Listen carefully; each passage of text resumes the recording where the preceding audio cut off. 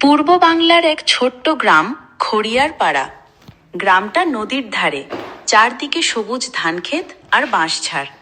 এখানে থাকেন আব্দুল করিম, গ্রামের প্রাথমিক বিদ্যালয়ের এক গরিব স্কুল মাস্টার। করিম স্যার প্রতিদিন ভোরে ফজরের নামাজ পড়ে স্কুলের পথে হাঁটেন। হাতে পুরনো কাপড়ে বাঁধা বইয়ের ঝাঁপি, পায়ে ছেঁড়া স্যান্ডেল। তার নিজের সংসার খুব অভাবের, বাড়ির টিনে ছিদ্র, রান্নাঘরে প্রায়ই চাল ফুরিয়ে যায়। তবুও তিনি কখনো ক্লাস মিস করেন না। স্কুলের বাচ্চারা তাকে খুব ভালোবাসে। তিনি শুধু পড়া শেখান না, জীবনের কথা শেখান। একদিন এক ছাত্র, রবিউল, ক্লাসে কাঁদছিল, কারণ তার বাবা শহরে কাজ খুঁজতে গিয়ে আর খবর পাঠাননি।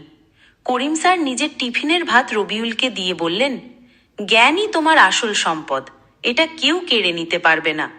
গ্রামের অনেকেই ভাবে, করিম স্যার এত কষ্টে কেন চাকরি করেন, শহরে গেলে নিশ্চয়ই বেশি টাকা পাবেন।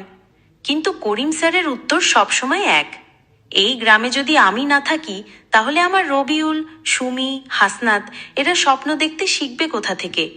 একদিন স্কুলের বার্ষিক পরীক্ষার পর ছাত্ররা চুপি চুপি ঠিক করলো করিম স্যারকে খুশি করবে।